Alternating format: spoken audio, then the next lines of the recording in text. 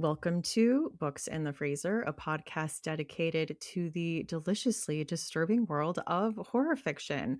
I'm your host, Stephanie, and today I am joined by friend, returning guest, and author Rachel Harrison to talk about horror books about time and her latest novel, Kiss, Slay, Replay. So, Rachel, welcome back. Thank you so much for having me. How are you? I'm good. How are you? I'm good. I have a little heartburn, which is Pop-Tart induced heartburn. I had 2 wild berry Pop-Tarts for breakfast, and I'm 36, and it's just, like, not the same as when you're having a Pop-Tart when you're a kid. Like, it I'm paying for it. Oh my gosh, that has been one of those things about getting older where I feel betrayed by things that I used to eat like nothing. Like I can't eat hot Cheetos anymore. I was like that kid in high school that was like putting down a bag of hot Cheetos and chasing it with like a Dr. Pepper. Yep, and Like now eat an acid. now, not anymore. Not without Now consequences. I look at it and I gotta grab my chest. I'm like, "Ugh," Yes. I would feel that. Yeah, that's how I chose to start my day off that way, and so now the day is shot. I think that's the thing about getting older, where and we'll talk about consequence and time loop horror, but, like, the consequences for something as seemingly inconsequential as eating a Pop-Tart for breakfast can be catastrophic. And it's just one of those things you don't think about in the moment, but then you get older and you have to think about them now. Exactly. Time, the slow march of time. It's Yeah. cruel. Cruel to all of us. It gets us all eventually. Well, this is your first time talking about this book because it's still early. Comes out in a bit, but Yeah. I don't know. We were too excited to do this episode. Yeah, I mean, I'm happy to, like, get a long runway. I think we're just now shy of no, we're about 6 months out. Okay. Oh, today, as of today, it's March 8th, Okay. September 8th. I think I'm doing that math right. 6 months. Yeah. Oh my God, that's so exciting. So, can you tell our listeners a little bit about Kisley Replay? So the book is about Willa, who is attending the wedding of her 2 best friends with, like, a group of like, they all met in college, and this wedding is kind of raw for Willa because she just recently called off her own engagement and is in the process of starting her life over while everyone else that she knows, her closest friends, are settling down. So she's really been struggling with where she's at and her choices and trying to figure out how to move forward. And she's trying to put on a brave face at this wedding, but she's having a tough time until she meets Danny, who's the groom's charming childhood best friend. And then during cocktail hour, they sneak off for some flirty alone time. And all is looking up until that time is interrupted by a masked killer, Mm. and horrors ensue from there on repeat. Oh my gosh. I'm just trying to think of like the idea of being stuck in a time loop, like at a wedding where there's so many like scheduled things you have to be at. Like your time is not your own and you're expected to be at like certain events Yeah, and doing that every single day. there's a definite regiment to a wedding where it's like you're expected to be here and do this. And something I think about that's not, I don't address in the book, but I thought about while writing it is like having to get ready and like do your hair and makeup and all and be presentable when you're stuck in a time loop and having everybody else around you be so happy and in this great mood, which I think is part of a little bit part of gets into the deeper theme of the book where everyone else is having a wonderful time and you're like, I am stuck in a time loop of horrors. And especially just like at a wedding. I think having a bad time at a wedding is probably one of the worst like experiences to be like not zesty No. when everyone else is full of zesty jolliness. Oh my God. Having to put on like shapewear every single day and get like event ready. Kill me. Yeah. That's the real horror, the shapewear, the And then repeat shapewear. you're gonna have to be like going after a killer. Yes, Oh my and God. perhaps other horrors to be determined. Yeah. Do you think you would believe me if I told you I was stuck in a time loop? Probably, because it's you. There's people who, if they told me, I'd be like, "Sure, you're pulling my leg." But if you came to me and you said, "I am stuck in a time loop," I would be like, "How can I help? Probably we need to get somebody else involved in this because I don't know how helpful I would be." But I will say, so, um, when I had the idea for this book, I messaged you and I was like, "What other books can you think of?" And I sort of, like, told you, um, the vague concept, and you helped me and being like, "Yeah, I don't think there's, like, too much out there, and I trust your opinion so much because you're so plugged in. So this book wouldn't exist without you, so thank you."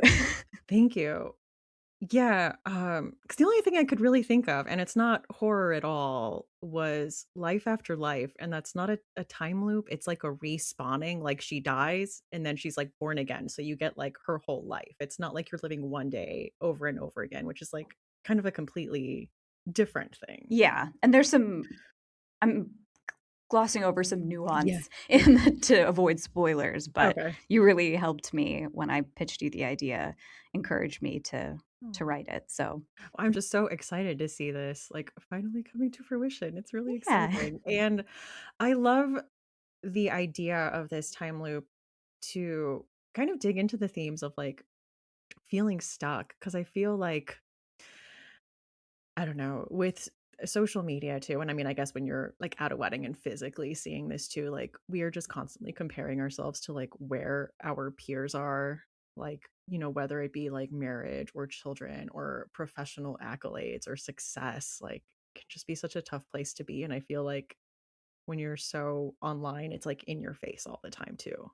Yeah, you can't escape from it, and that's a lot of, what's confronted in the book is, Will is at this kind of she's in such a different place than her friends, and and it's all like a group of college they're in their early 30s now, but it's a group of college friends, and I think it's harder with, um, older friends who you've had for a long time, and you've kind of grown up together, and it seems like they've grown in one direction, and you feel left behind. I think it exacerbates some of those feelings of isolation, and, to have to sort of put on this brave face, and at a wedding, it's not about you, like, it's about the bride and groom, and so having to, like the pressure of being like, "This is not a place where I can not be okay, and I really need Yeah. to not be okay," and I think there's a lot of tension there, and I think it's something everyone can relate to, of that feeling of,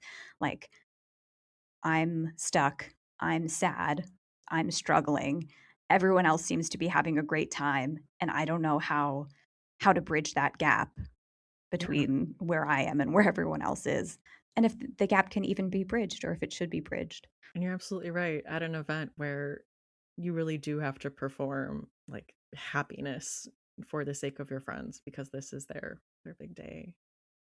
Yeah, Willa of all my protagonists, this is my 7th book, of all my protagonists, I put her through the absolute most. I feel so bad for her. Like, everybody else, like, up and like, I think when I think of my other protagonists, like, Vesper had it pretty rough, Elise had it pretty rough, Julie had it very rough, and, like, Rory don't wanna turn into a werewolf, but of all of them, like, Willow really gets she just gets effed over again and again.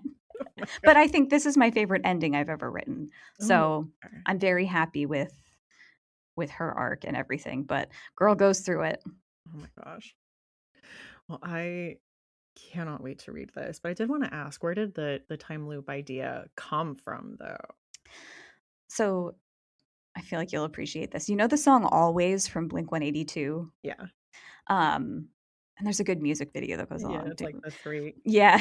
It came on shuffle one day when I was working out in, like, 2023, and I know because I wrote, like, a note app of the idea. So I had this idea for a time loop novel that was set at a wedding, um, but it was more of a horror romance, and the plot was really thin, and I couldn't quite grasp the emotional resonance. Like, it was about the bride and the groom, and, like, ultimately, I couldn't figure out if, like, it meant that they shouldn't end up together or that, like, they would the timing was off. And it was like a very punchy idea for a time loop horror that took place at a wedding. Um, but it didn't, I couldn't like click to, I like didn't know what it was about. The idea was just in the back of my head and I was thinking about it. And then the time came where I had to pitch the next novel. And I like pitched two ideas that my agent was like, I don't know if those are quite right. And then I sort of came back to this and I had to ask myself, like, what's a time loop about for me?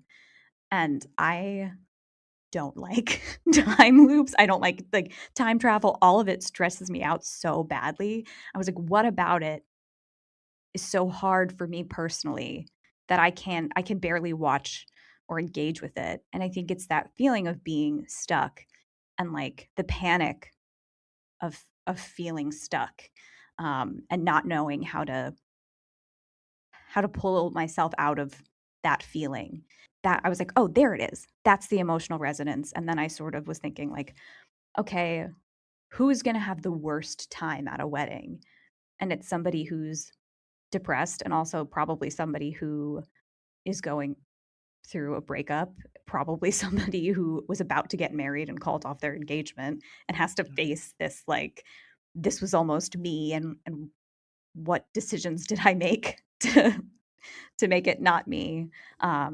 So all of that is sort of how the time loop came together and this particular iteration of the idea. Think it was funny. I do remember you saying that a time loop stressed you out, and I think I engage with, like, time loops in, like, the complete fantasy where I'm like, "I would have so much time to read all these books." Like, I would just go into the city and try, like, a new restaurant that I've, like, never tried until, like, by the end of it, I've tried every restaurant in Pittsburgh. Like, I'm like or, like, figure out where I could go on a day trip, when in reality, I know by, like, the 3rd or 4th day, I would be having a full-blown existential crisis, and then I think having if you, like, tell anyone also, like, what's going on with you, like, you have to go through the same beats every Every single time, Yeah. that would drive me crazy. Like, if you told me you were in a time loop, I think I would believe you, but I would want you to do that cool thing where you're like, "That waitress is about to spill her coffee. The Yes. girl's about to come by in a blue bike, and a car is gonna honk." Like, I would need, like, the cool The problem for me is like, okay, I don't like puzzles all that much. I don't like science. I don't like physics or math. I dissociate when I'm like when people are giving instructions in board games and explaining no matter what, no matter how badly I want to play or how much I'm trying to listen, my brain is just like, ooh, just shuts off. And so like if I'm stuck in a loop, I'm stuck in that loop forever because I'm like somebody's like, all right, this is what you have to do to get out. And my brain's just like done. Like, and also I think when you're an inherently anxious person, like I think there's this idea like you're in a time loop, no consequence, like steal a Yeah. car, go for a joyride. But I'd be like, the minute I do something wrong, that's the timeline that's gonna stick.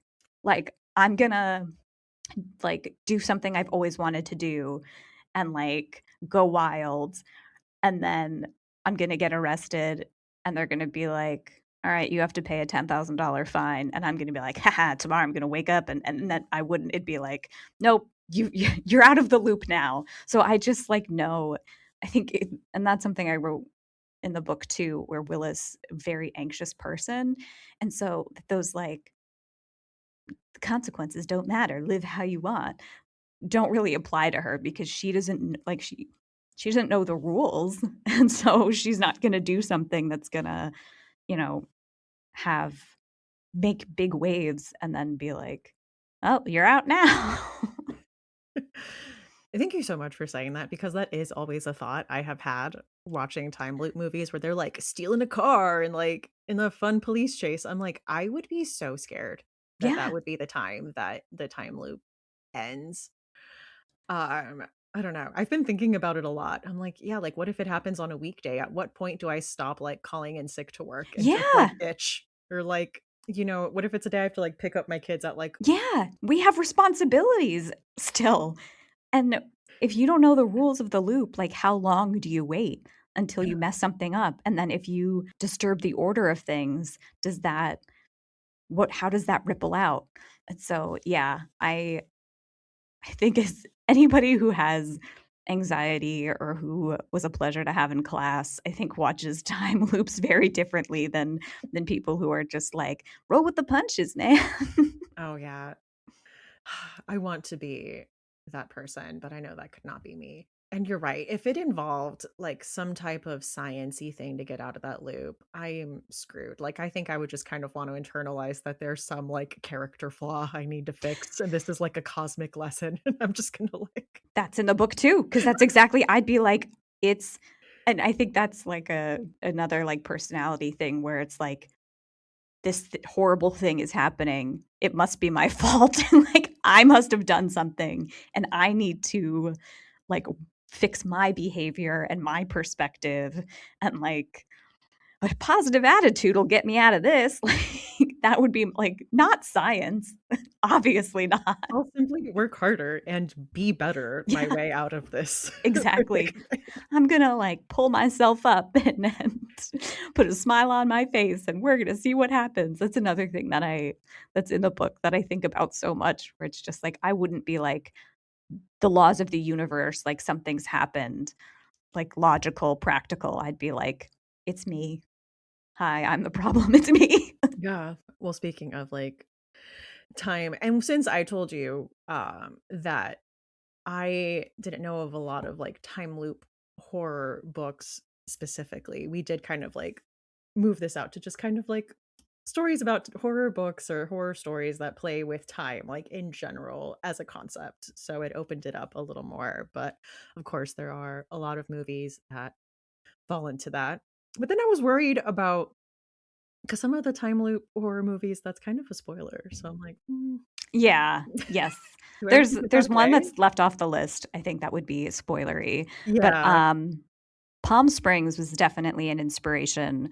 I love that movie. I I think do it's great. too. It's a time loop that takes place at a wedding. It's not horror, but um, it's I love that movie. It's great. Great performances. It's really fun. That's a time loop that I can watch and not be like, I'm so uncomfortable. Well, like all the characters go on such interesting journeys Yeah. too. Like I really like seeing the way the time loop like works through them. Yeah. It's a very good rom-com. But that's another one where like what's her name? Christina Melody or yeah. Melody. Yeah, like her like studiousness. I'm like, hats off to you, girl. Yeah. I was also thinking of Happy Death Day, which is like a loud and proud time loop horror Yes. movie, so not a spoiler. Uh, Yes, I will say Happy Death Day is a slasher, and I wouldn't describe Kiss Slay Replay as a slasher. So for anyone, somebody commented on my post about Kiss Slay Replay, and they're like, "So basically, Happy Death Day," and I was like, "I can't refute this without spoiling my novel, but like, no." And also, like, that's so there's annoying. a lot of room in the time loop trope. But Happy Death Day is great, and it's a very clever and well done time loop Yeah, horror. it is, and I again also like a good character journey. That's a time loop is good for like, putting their characters through the ringer, It especially for really like is. feelings they've been avoiding. Like in Tree's case, it's like her feelings about her mom's death and her relationship with her dad and a lot of feelings about that. Okay, I did put the butterfly effect on this list. I was like, I put like on our little Google Doc, I was like, we have to talk about this. And so you've never seen it. It is a Not millennial, proper. it's Um, a millennial staple. I saw this movie so many times at my friend Nicole's house in her basement. We would watch it over and over again. Young Ashton Kutcher. And it's probably I like need to rewatch it again because it is probably not a good movie. But when it came out when I was like a preteen, it was a good movie. Like to me, I was like, that is very well done. It's very bleak. It's one of the bleakest, and there's like an alternate ending too that's very, very bleak. But it's just like it feels like so of that time. mhm. Um, it's a fun one to discuss, and it's just like so for like I've completely forgot that it existed until I saw it and I was like, "Oh my god, the butterfly effect." And the actors that they cast is young Ashton Kutcher and yeah, Was Ali it's Larder in that? Amy, what's her name? The one who from Just Friends. Okay. Another millennial, very millennial movie. Um, I was saying it seems like new metal Sliding Doors. yes. And I rewatched Sliding Doors yesterday because I remember, like, I don't know if I would say really liked it, but I was really affected by it when I watched it as a kid because my cool Gen X cousin who I was obsessed with loved it.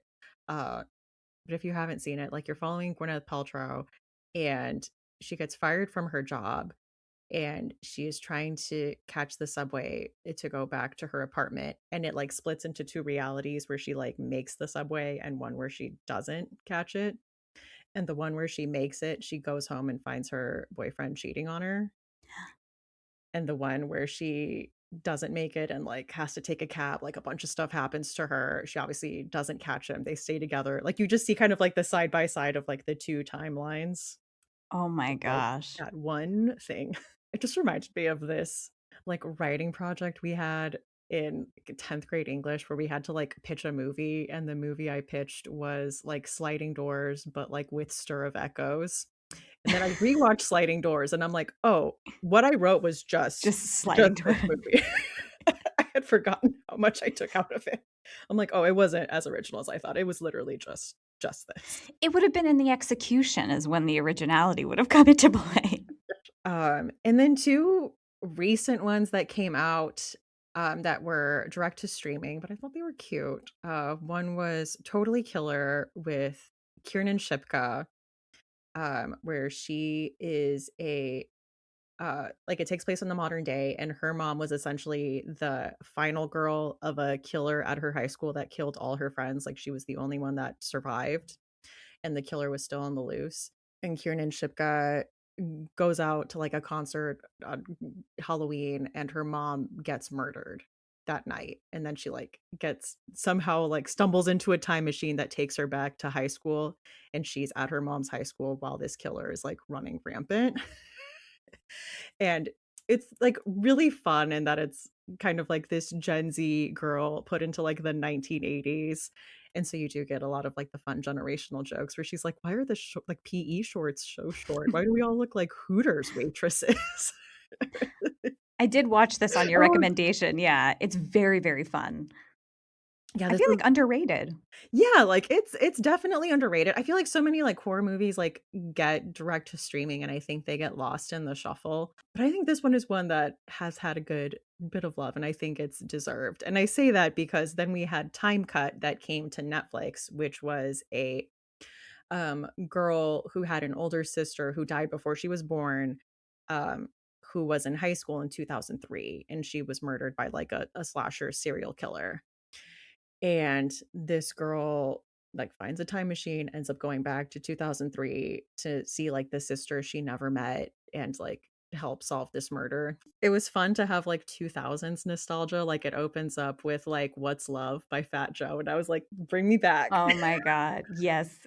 And also, like, I like that, but it's also disturbing to me how it's like, this one's a throwback to the '80s, and this one is a throwback to when you were in high school. And that, like, that is also a period piece. I know, I was attacked by every song choice, I was like, "Michelle Branch." Oh, no. Oh my gosh. The tart burn is acting up. Like, I can't. And then, like, the older sister gives her, like, a makeover and all the outfits, I'm like, "Oh my god." Butterfly clips The butterfly and clips, the pants with, like, no back pockets, like, it did, like, I think people were mad that there were some indiscrepancies. It did have me Googling, like, when did iPods come out? Like, did people have iPods in 2003? Says they did. I was like, Okay. "Mm." That's I mean, I had an iPod when I was in, like, college in 2000 from 2007 to 2011. So, Yeah. but they got smaller. I Yeah. remember in high school they get the big bricks when they first came out. That's yeah, I had, like, the first, video one, and it was, like, chunky, and then the screen was, like, tiny, and I remember I had the 2004 Pride and Prejudice on, like, this tiny little Oh. but, yeah, those were I don't know, I thought both cute. They both, like, had me tearing up at different points. I thought they were cute, like a time machine, go back in time, solve a slasher murder mystery stories. Yeah, fun. Both super fun. And then for one that made me cry, I thought of Final Girls, which isn't like time travel proper because it's like a fictional world, but I'm counting it. She goes back and sees her mom, you know?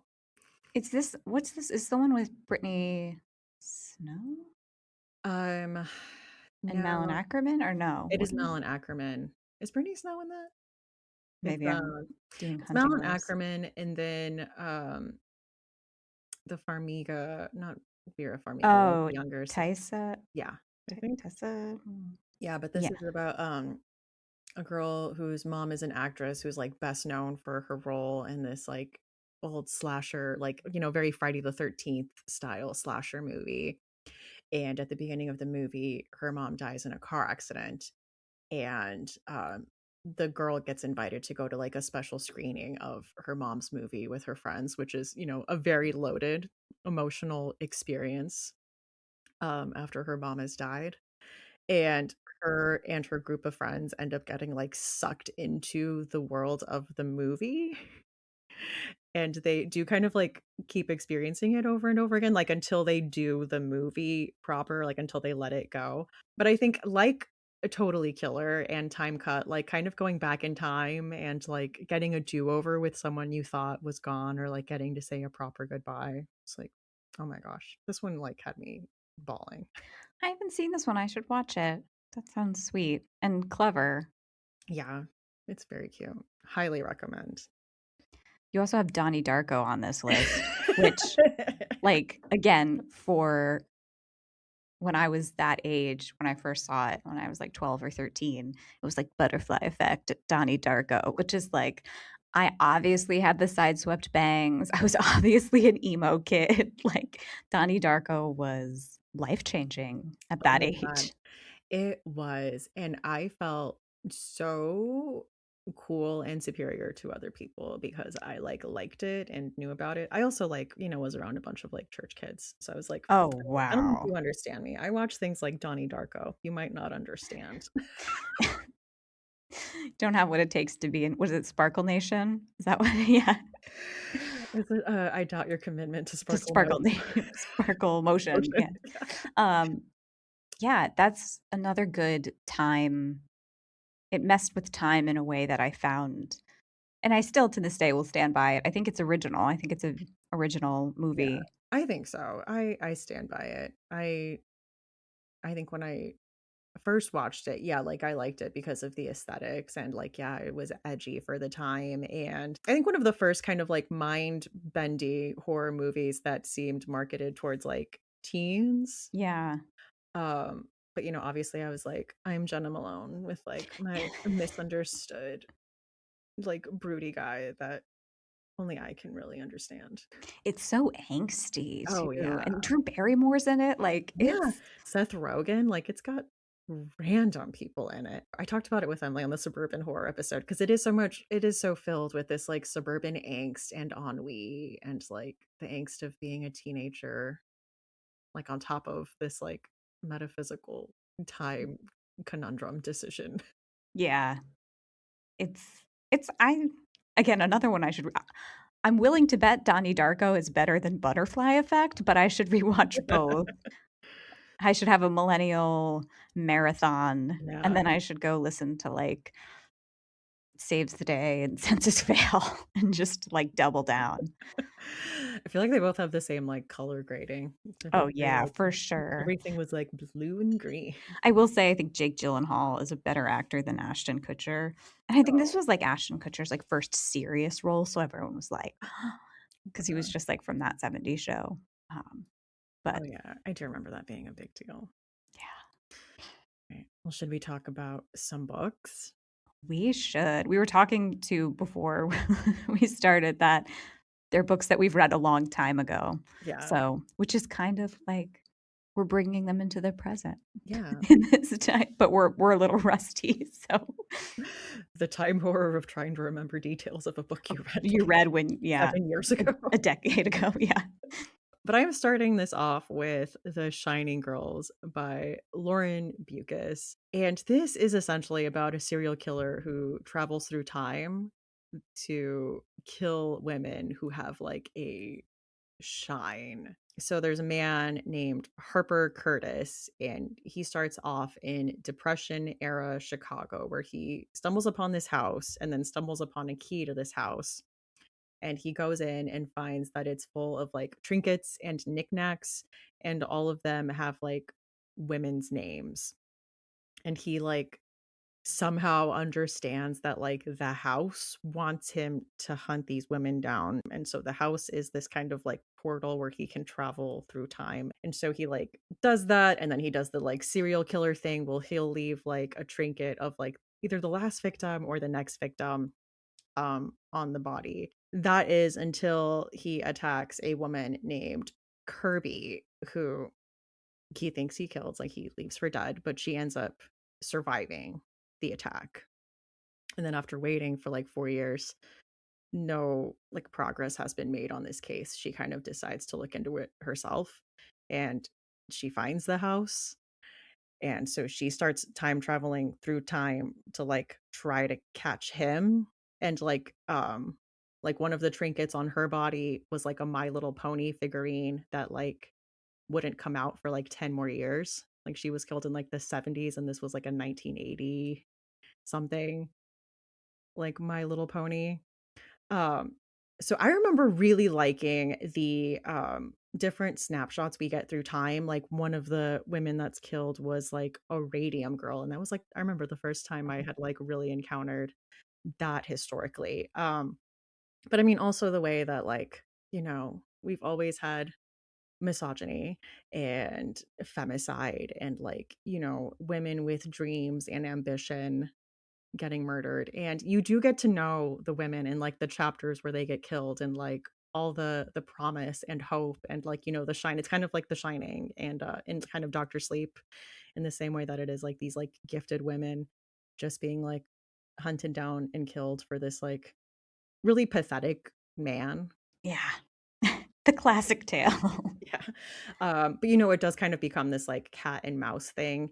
And I did see that they did a season of this as a Apple Plus TV show with Elizabeth Moss that I haven't watched.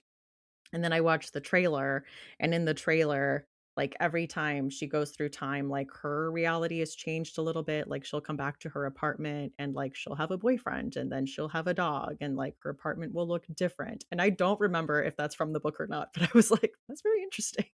Again, the stress in my body when you said that of like the time travel, like this time travel, like messing the things up that you didn't foresee. And now how do you undo again? Like I loved Back to the Future when I was a kid, but I remember asking my mom, like, is it okay? And her being like, yes. And then he's like, you got to go to the future at the end. And I was like, no, I thought it Oh, was going to be fine. oh no. So yeah, that seems stressful. But then I looked at like Elizabeth Moss's acting. She's incredible. But just like the look of like, oh, I have to pretend this is okay. Like when this strange man is hugging me and like telling me he's my boyfriend. It's just like, yep, just go with it. Yeah. How do you think you would react in that scenario? I mean, I would be freaking out, but I mean, I guess once you've like experienced it like 2 or 3 times, you're like, whatever, nothing You're is just like, come here, honey. sure, tell me about how we met. I Yeah. love that story. I want to hear you tell it. I like the way you tell it the Yeah. Can best. I see your government ID, please? I just like your picture. John? So from what I remember, I would say this is a room temperature book, but I had a good time with it. Like Lauren Beukes does a lot of these like high concept, dark thrillers that I really like. So that is The Shining Girls by Lauren Beukes.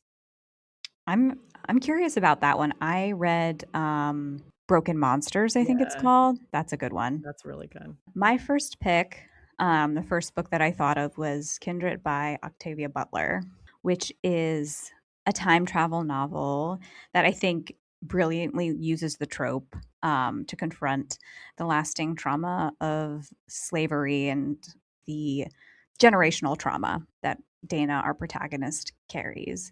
And Dana is a 26-year-old writer living in LA. She is African American and she is married to a white man who's also a writer named Kevin. And when the novel opens, we get like a bit of a prologue, and Dana has sustained a significant injury. And there's like, it's alluded to that something has happened that other people will not believe, which I mentioned because that framing device, I think, adds another layer to the timeline of the novel, which is significant in a time travel book. So we sort of move backwards after the prologue to Dana's 26th birthday in 1976. And Dana, it's her birthday, and all of a sudden she has this dizzy spell, which transports her to another time, to Maryland in 1815, where she encounters Rufus Whalen, who's the son of a plantation owner. And then Dana comes back, but she continues to have dizzy spells. And she also meets Alice, a free woman who lives nearby this plantation. Um, and Dana continues to travel back and forth in time and understand who Rufus and Alice are to her, and sort of has to live in these in the past to figure out how it impacts her future and who these people are to her, and just how to exist in the antebellum South and in what ways that time is similar to her present. Um, and it's very thematically rich, but I think in this particular moment in that we are all living in, reflecting on how the past is never quite as far away as we might like to think it is, I think is very resonant. And I just think this book is the like epitome of using genre to amplify a theme. I think it's a perfect genre novel, and just a perfect novel in general. So that, and again, it's been a long time since I read it. It's very violent, but other than the horrors of the actual time, I don't think it is like scary. So I'd say probably room temperature. Um, but obviously dealing with some heavy themes, and that's Kindred by Octavia Butler. Love that. Next up, I have Slade House by David Mitchell, which is about a black iron door that appears down the street from a pub every 9 years. The novel is written in like the little vignettes of like every time that it opens up. So you get like all the different years, but every single time someone will open the door and invite you in. And I think the fun part of this novel is how much everything else changes to fit every particular time. Like it's suited for every person. Like, it'll be like a rave or a tea party. But I remember having a lot of fun with that. If you are a David Mitchell head, I am not. You will see that there's a lot like connecting to like Cloud Atlas and the Bone Clocks, and there's a lot of like interwork references that completely went over my head. But if you are not a David Mitchell head, then this is still like a really kind of fun, enjoyable horror novel about a spooky haunted house that shows up every like once a decade, and like what is the supernatural force that is operating this. This was like a very atmospheric one. I remember having a lot of fun with it. I've read this one. Again, Yeah. I know that I read it in 2015 because it was when I was working at Penguin Random House. And that might be the year it came out, but I remember just finding a copy. And it's a cool, like the hardcover is really Yeah, cool. But I remember reading this one and having a good time with it. But that's the only David Mitchell book that I've read. same. So I if there were references, I didn't get any of the other references. Yeah. I just remember a lot of people talking about that, like, when it came out, like, on BookTube and stuff, and I was like, "I don't foresee myself reading, like, Cloud Atlas. That seems like a lot for me to handle, so I will take your word for it." Yeah. I just the Cloud Atlas, maybe the book is good, but I just remember when the movie came out just being like, "I don't know what this is." But and I shouldn't, like, God forbid, ever any of my work is ever adapted in a way that I'm like, that makes somebody not wanna read the book, but, yeah, it just seemed like not my bag. Maybe it's great, but Yeah, yeah, not worth it didn't compel me enough to be like, "This cannot be a standalone." It works as a standalone, it does so work as a standalone, and in kind of, like, these different vignettes all connecting to, like, the force behind it, I thought was really cleverly done. yes, it's a quick read, It is a quick so read. So yeah, that is Slade House by David Mitchell. and it would you say room temp? I would. Yeah. Yeah. I don't remember it being like, Yeah. "This wasn't scary at all," but I don't remember being like I think there it has probably has some moments where I was like, Yeah. "Ah," but overall. My next pick is 11/22/63 by Stephen King, of course. Uh, this novel is about Jake Epping, who is a divorced high school teacher who one day goes to the local diner, that his friend Al owns and finds Al is dying of lung cancer, even though Al was totally fine the day before. And Al tells Jake, like, there's a portal in the pantry and you can go back in time. And he also tells Jake, I've been trying to stop the JFK assassination, um, because he sees that as like the root of all the current problems in America. But Al is obviously very sick and he hasn't been successful in preventing this assassination. So he sort of is like, how about you give it a try? And Jake at first is like, no, no, no. But then he's like, actually, whatever. I'm divorced. I have time. And so he starts doing this is like real divorced guy book. Turns out that no shade. Turns out that when Jake's like, get a hobby. And this is the hobby. So it turns out going back in time to stop the JFK assassination is much easier said than done, especially because what's done in the past alters the future. Book is very butterfly effect heavy. It's a very entertaining book. Again, it's been like a long time since I read it, but it's basically like yeah, the butterfly effect is a real bummer. Like, you do one thing and, it changes everything. It also has, like, a good love story in it, from what I remember, like, a really beautiful love story that's, like, again, complicated by the whole time travel, aspect of it all. And this book has the part of the trope, like the Narnia trope, where it's like, you open this door and it leads you to another world, which I don't know about you, but I feel like a lot of bookish kids were opening a lot of random doors when they were when they were young, just like, "What's behind here?" And, like, it's a utility closet, like, this book, is exacerbated that experience for me when I was young, just being like, "Maybe," and it's not like I think when you get older, you're like, "I wouldn't want a pantry to the past, but I would want a closet to paradise," you know what I mean? Um, but I don't think this book wasn't, scary, you know, very mild. It's Stephen King, but it's Yeah. not horror, I would say. It's sci-fi. But yeah, that is 11/22/63 by the great Stephen King. Men will literally time Do travel to the past to avoid therapy. avoid men would rather try to Stop the JFK undo a assassination than political assassination rather than go to then therapy. yes, that's the real that's the moral of this story. Um, I love that.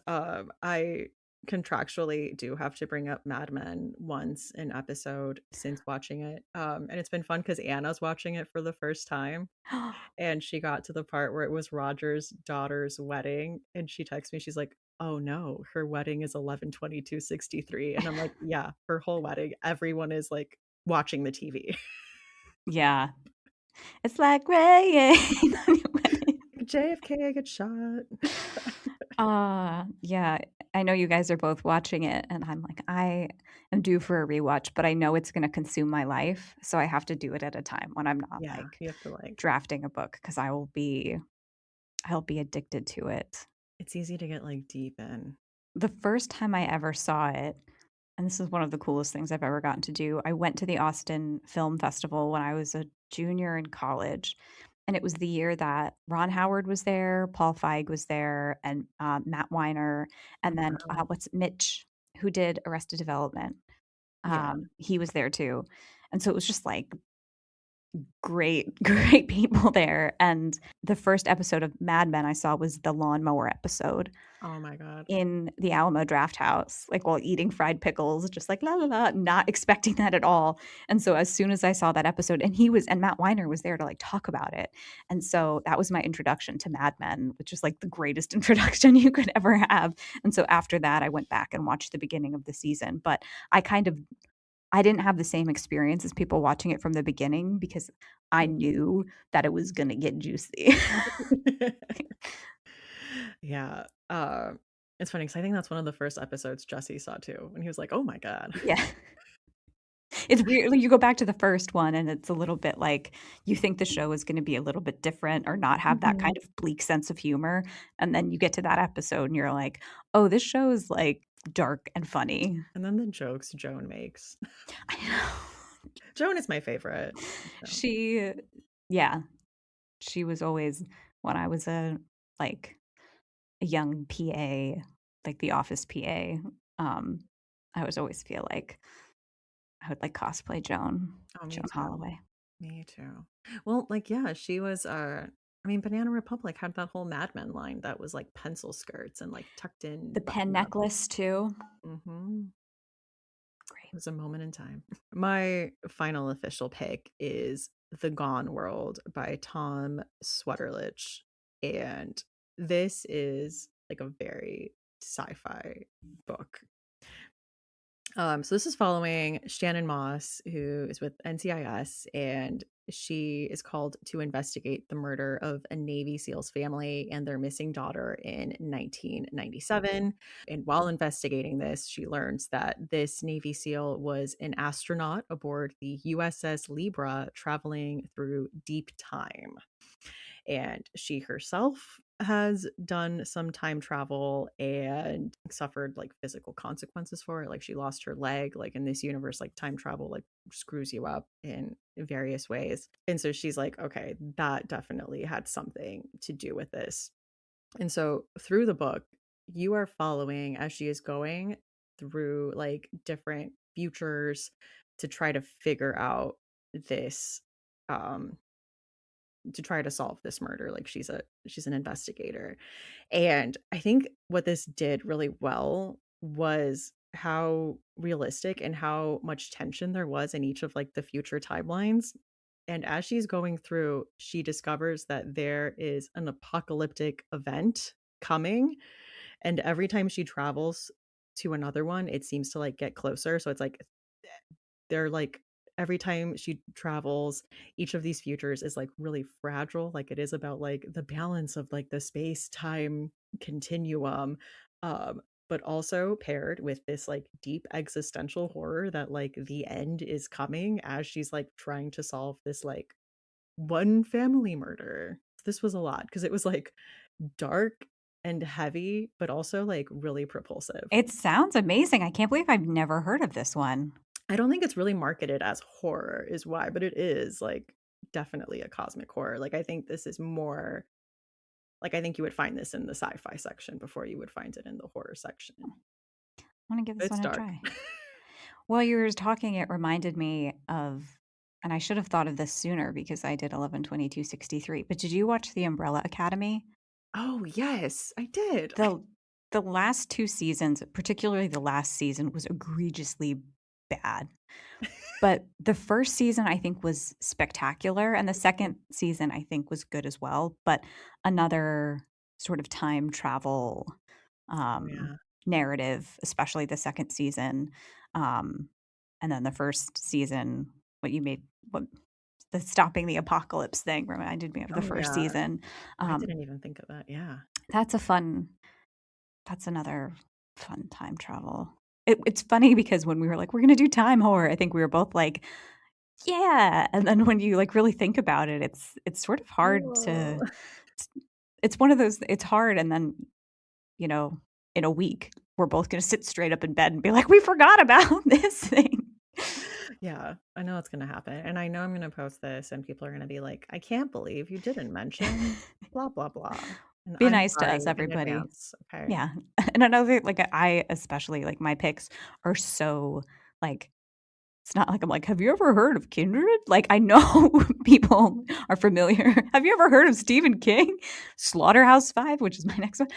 I know these are well known, but I think they are also worth Mhm. revisiting, especially with this I don't think you can talk about time horror without getting into these, but yeah, so my last pick is Slaughterhouse-Five by Kurt Vonnegut, which is one of my all-time favorite novels, and I really need to prioritize a reread. I keep telling myself, like, "Ugh, I need to, like, revisit that book, I love it so much," and then, you know how it is, the reading schedule gets so crazy and then years pass, but, it has one of my favorite opening lines as well, which is, "All of this happened more or less." Genius. So if you were not required to read Slaughterhouse-Five in high school, or if it's been a while, it follows Billy Pilgrim, who believes he's been abducted by aliens from the planet Tralfama Tralfamador, and he is like a time traveler. The novel really explores Billy's time in World War II and his life afterwards, and gets into some PTSD and how our experiences impact our lives. It's weird because I don't want to spoil the book, even though I'm pretty sure everyone has read it. But if not, it's a book about aliens, time travel, death, and above all, the horrors of war. I wouldn't say I think it's eerie in some parts, but it's science fiction. I wouldn't say that it's too horrific. But another brilliant use of the time travel trope with aliens. So Mm. Well, that is we love it. I'm glad the aliens finally got brought into the mix. yeah. I mean, they're just like sitting there, like you're gonna talk about time travel and time loops, and you're gonna leave us out of it. And I'm like, someone's gonna get mad, be like, "There's aliens in the Gone world." I don't remember. Again, it's been a It's been a long while. time. I did have 2 quick honorable mentions. One is My Death by Lisa Tuttle that I read recently, and I just want more people to read. It came out in the aughts, but this is about a woman who was recently widowed. She's a writer, and she's meeting with her agent, kind of pitching her next project, and she's saying, like, "I think I wanna do a biography," and I'm really interested in this, specific artist who just kind of fell off the grid. Like, she had a few paintings, and then no one really heard from her, and I heard she lives, in town in Edinburgh. Like, I'll go visit her. Um, and she sees, like, one of her paintings and has a very visceral reaction to this painting and the story behind it, where she was, like, the other woman in this affair, and the guy, she was with, like, went blind during sex. Like, it was just, like, a crazy story. So she meets with this lady and starts, like, getting her life story down, and there are details that are, like, very similar to her life, like the biographer's life. I can't believe I've never heard of this. That sounds amazing. It's really good. Like, I feel like it's underrated. All right. I have to check this out. And then I thought of The Haunting of Velkwood by Gwendolyn Kiste, where it's a suburb that is essentially trapped in time, like, under the dome style. and you are following a protagonist and like her friends who like left the suburb and kind of their trauma and moved on with their lives have to like go back in and essentially like face their childhood trauma and like make peace with it. I love this book and it made me cry. I love this book. I think it's so brilliant. I agree. This is a must read, and I think this to me this book was a freezer book for me Yeah. because there are some moments in the book where I was like, "Oh my god!" Like genuinely chilling, and like it's this is the king douchebag thing to say, but it's kind of hard to scare me, and like I just it's harder for me to be genuinely like frightened on the page. Yeah. And I was very, very scared at moments. It's not like it's more eerie than it Yeah. is jump scare, but I think that's really the kind of horror that gets under my skin. So I Yeah. this was a freezer book for me. It is, and I feel like she really like, I feel like the word Lynchian gets thrown around a lot, and I feel like she really nailed it with this, just, like, the feeling of, like, wrongness and, like, uncanny valley of, like, going back and seeing things, like, literally as they were, and people just, like, kind of stuck in time, like, in a loop, Yeah. just, like, inherent wrongness. Yeah. That and I think that's what gets me. The little like it's very subtle but effective. Yeah. And it is very sad. I remember, like, I was, like, flipping through it just for an episode and looking at little quotes I highlighted, and I cried again, and I'm like, "Why did I Oh. do this to myself? Re-hurt my feelings." But those are our time horror picks. That's all there is, no one else can think of any other ones. Those were all the That's it. canonically it. Yeah. Yeah.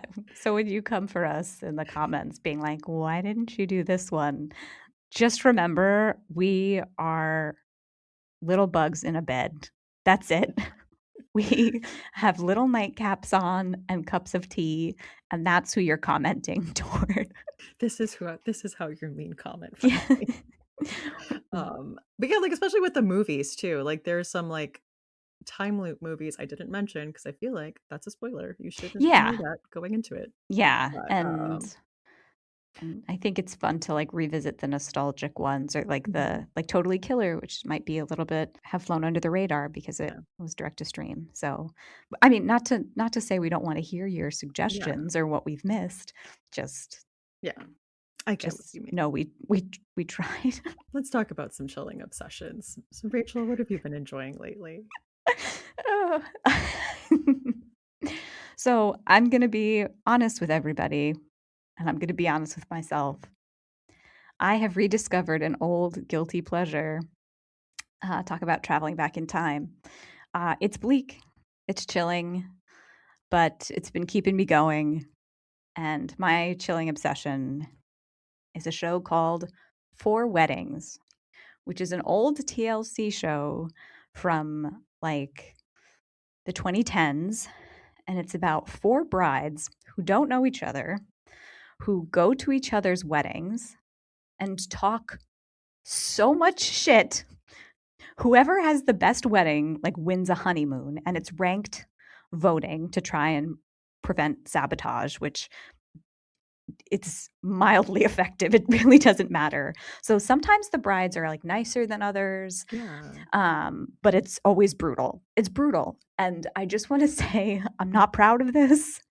I'm not bettering myself by watching.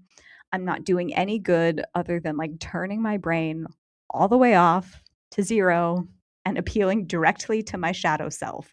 Like, this is a sacrificial offering to my shadow self, a lamb for the slaughter, and then I turn it off and I go out into the world and am patient and kind and open and empathetic.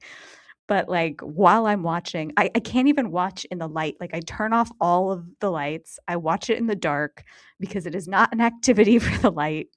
Um, but I highly recommend it. It's streaming on HBO Max and Hulu, and, yeah, that is my chilling obsession, and you're welcome to judge me for it, Oh my but gosh. you should watch an episode first. Yes. No, these are so addictive. I used to be obsessed with this show when it was on, and then it was funny because a few months ago, I was like, "Wait, like, TLC shows are on HBO." And I looked it up because I remember a job I worked at, in 2014. Someone had, like, introduced me around the office, and they're like, "She was actually just on 4 Weddings." And I was, like, racking my brain to try to remember what this woman looked like because she didn't work in, like, my office area, so I only saw her face once, and I couldn't remember her name, so I watched, like, all of the Pittsburgh episodes to try to see if I could remember who this woman was, and I'm sorry to say I could not, but I did watch a lot of, like, fun Yinzer content. I didn't know about the cookies. I Oh, watched a yeah. Pittsburgh episode too. I didn't know that at Pittsburgh weddings, they have like cookie tables where everyone Mhm. who knows the bride and groom bring cookies. And I was like, I am moving to Pittsburgh and making friends with everybody. I think it's funny because, yeah, my sister got married here, like, her wedding was here, so she had a cookie table, and I think it was, like, a Great Depression, like, tradition that was started, where it's like, we all pitch in together and, like, everyone brings a dozen cookies to contribute to, like, the sweets table for this wedding. But, yeah, like, a cookie table, you gotta have it.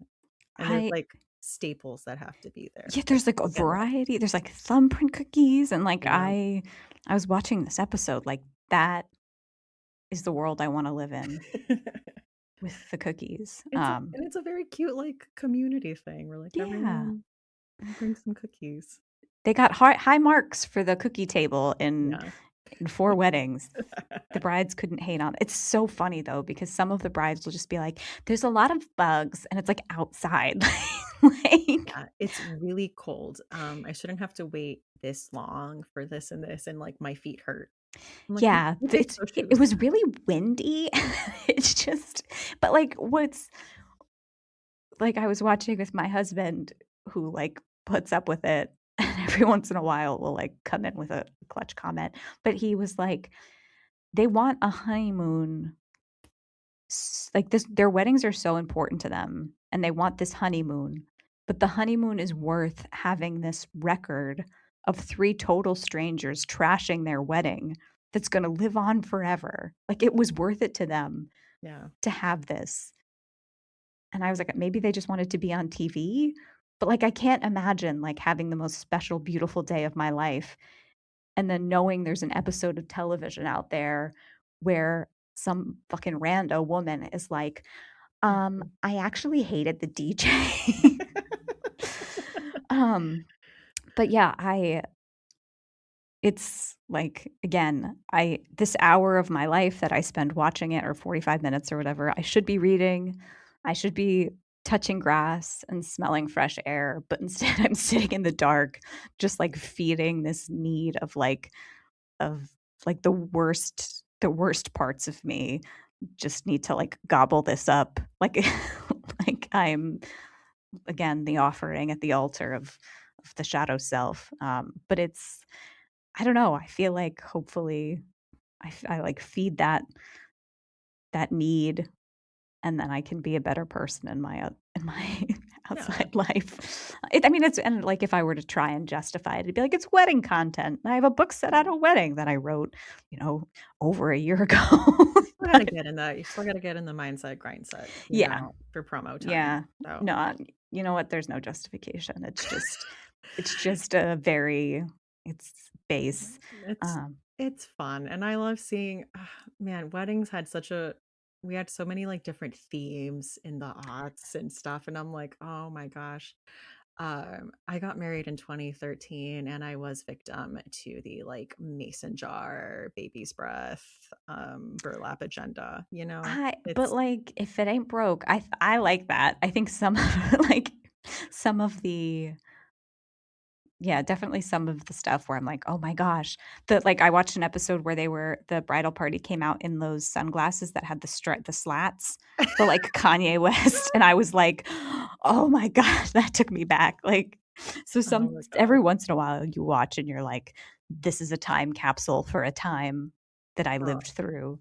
oh Um, my god, and I love when brides do, like, the dress with Converse, like, oh yeah, a lot of them were yep, do and they're my they're like, "We're so edgy," and they I mean, I love that, but it's Yeah, just funny, it's just like of a time, like, it's just Yeah, that's my obsession. What is yours? I told you have been in my Mad Men feelings. So I found a podcast not about Mad Men, but it's called This Is Propaganda. And it was getting into like historical propaganda, which was really interesting, and like the way it was utilized to get Americans to be more patriotic and more okay with war. Like that was one of the first episodes, but then like how that's shifted to like commercial advertising. And it was funny because one of the stories they talked about was Lucky Strike, which is like huge in Mad Yeah. Men, like the Lucky Strike account. But they were talking about how they were struggling to get women to smoke. And if they did smoke, it was something they did like at home that they were ashamed of. And so they, kind of one of the like people you're following in the first season is called like the master of propaganda. Like he worked with the government to like do this like patriotism push. He said to tie it to like feminism and like women's liberation, and like you're being like a man. And there was this kind of staged like feminist sit-in type of situation that was behind the scenes paid for by Lucky Strike. And it's like Barf. dark. I know, dark to think about. And the rest of the season is about how it's had to change to the growing generations. So with Gen X, they found that a lot of products had to pivot towards like apathy and irony to appeal to like Gen X, like disaffected, like cool nature. Like I'm not like the boomers. It was just a really interesting And what's it uh, called again? I'm writing this down. This Is Propaganda. And that was season 1, and then I just started season 2. I'm going to listen to an episode, and then when I'm disillusioned afterwards, I'm going to wash it down with the 4 weddings. Yeah. I'm going to be like bettering myself and my understanding of the world at the expense of perhaps some cynicism. And then I'm going to wash that down with some cattiness, some catty fluff Yeah. to cleanse the palate. Like I listened to one episode in season 1, which was about how in Britain, like there was kind of a social program for like women to shame men for not fighting in the war by giving them like a white feather. And it was supposed to be like, you're a coward, but kind of like, I believe in you, like you can make better choices. Um, and then it was about how they discovered that like kind of the men who make the best soldiers are like sexually frustrated ones, so they would hire like good looking educated women to serve in the mess hall, but they would be like vetted to so that they wouldn't like hook up with the soldiers. And they would have these like dances for like the local soldiers and like girls in town who again were vetted, and it was like a very controlled environment where like nothing would happen and they would just get like sent home. Is it bad that I'm like, I would have been good at that job? Just be like, move it along. They're like, here's your job. Be flirty, like give a Yeah, little wink and you use your wit, give them a wink and send them home. I would have been like, you know what? I am very qualified for this. Like, I would have enjoyed that job. I I'd have know. been like, all right, see you tomorrow. And when they, pouted about it, I'd go, go. And what? And what? I find psychology so interesting. And then when you find out about like manipulation, it's just like, ugh, just like, I don't trust any of you motherfuckers. Like, That's so funny. it's helpful to know some of this stuff, to like have that kind of perspective of being like in that context. Um, but it just makes you wary of everything. Yeah. Of like, you know, like then I'm gonna like go to get a coffee and I'm gonna be like, or a matcha, and be like, do I like matcha, or is it just because everybody else likes matcha and it's everywhere and matcha's cool? And how am I being manipulated? And this is how I'm gonna end up in a shack with like, You're gonna be like, everything I like is because I like it. I know that this is my late Howard Hughes life origin story, where they're like, where's Rachel? Just, leaving jars outside the door. Well, should we talk about our final girl songs to bring the mood up a little bit? Yeah. For the record, I'm just being silly. I'm in the face of everything we have going on, a little silliness and whimsy.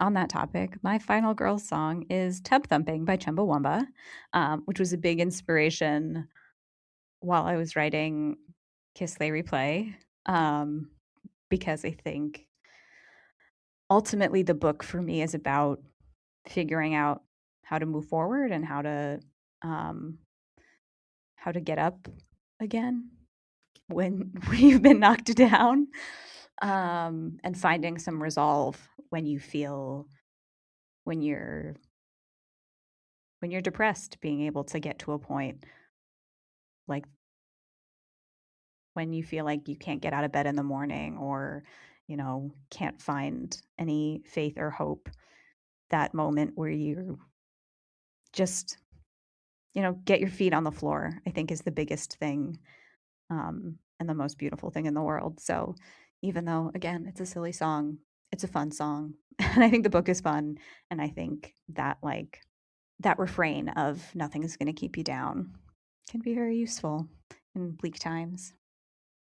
Absolutely. It's funny because I didn't even take a moment to think about the lyrics at all when I saw that you put this. I was just like, oh, fun, like kind of wedding jam. And I was like, oh yeah, I get knocked out and I get up again. Yeah. Like perfect. You know what?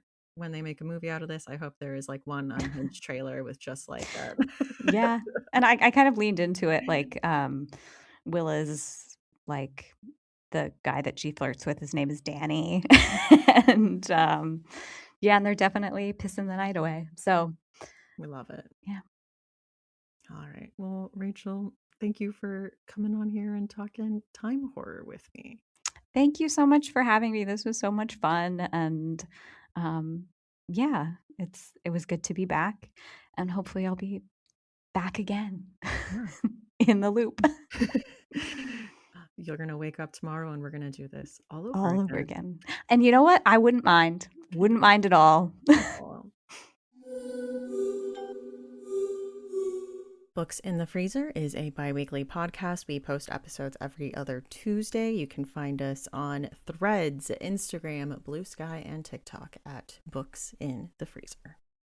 If you would like to support the podcast, I suggest becoming a member of our Patreon community at patreon.com/booksinthefreezer, where there are 3 tiers of support where you get all kinds of perks, like getting episodes early and ad-free, newsletter, bonus episodes, polls, things like that. All of that is available at patreon.com/booksinthefreezer. If you would like to show your support for Books in the Freezer without spending any money, there are also a lot of ways to do that, including posting about the show on social media, interacting with episodes, commenting on Spotify, rating on platforms like Spotify or Apple Podcasts. All of that is huge to indie shows like this. It helps us gain visibility and find new listeners. So thank you to all of you who have taken the time to do that. I am Stephanie Gagne. Thank you so much for listening, and see you next time on Books in the Freezer.